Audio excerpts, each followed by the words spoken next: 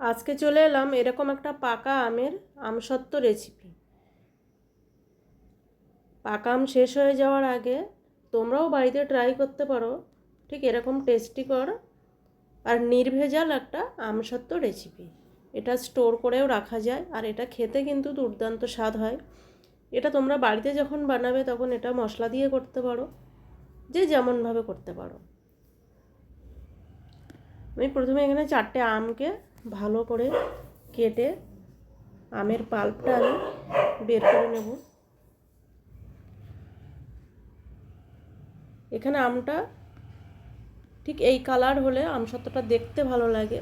অনেক আম হয় না যে সাদা, আর আমি ঠিক এইভাবে ব্লেন্ড করে নিলাম আমের পাল্পটাকে মিক্সিতে। আর দেখো কত মিহি হয়েছে, একটুও দানা দানা নেই, কালারটা খুব সুন্দর হয়েছে।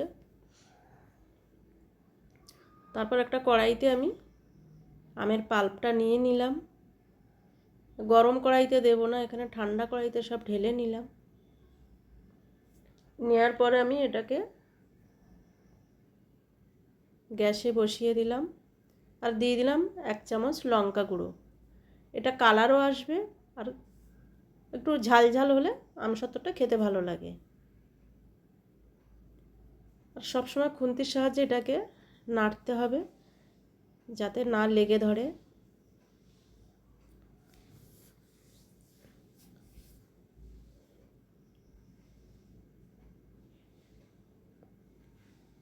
তারপর আমি দিয়ে দিলাম সামান্য চিনি। যেহেতু আমটা খুব মিষ্টি আছে আমি চিনিটা বেশি পরিমাণে দিলাম না, আমসত্ত্ব একটু টকটক হলে খেতে ভালো লাগে। আর আমি দিয়ে দিলাম 2 টেবিল চামচ পরিমাণে কর্নফ্লাওয়ার। দেখো ঠিক আমের পাল্পটা এরকম টাইট হয়ে এসছে। অনেকক্ষণ ফোটানোর পরে ঠান্ডা হওয়ার আগে আমি এটা একটা স্টিলের থালার মধ্যে আমি ঢেলে নেব আর সামান্য তেল লাগিয়ে নেব যাতে আমসত্ত্বটা পরে উঠতে সুবিধে হয়।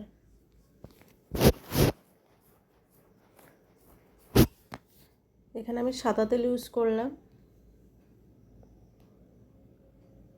দিয়ে দিলাম আমের পাল্পটা।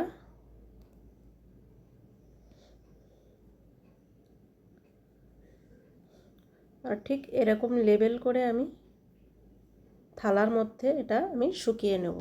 এটা আমি 1 ঘন্টা পরিমাণে রেখে দেব পাখার হাওয়াতে।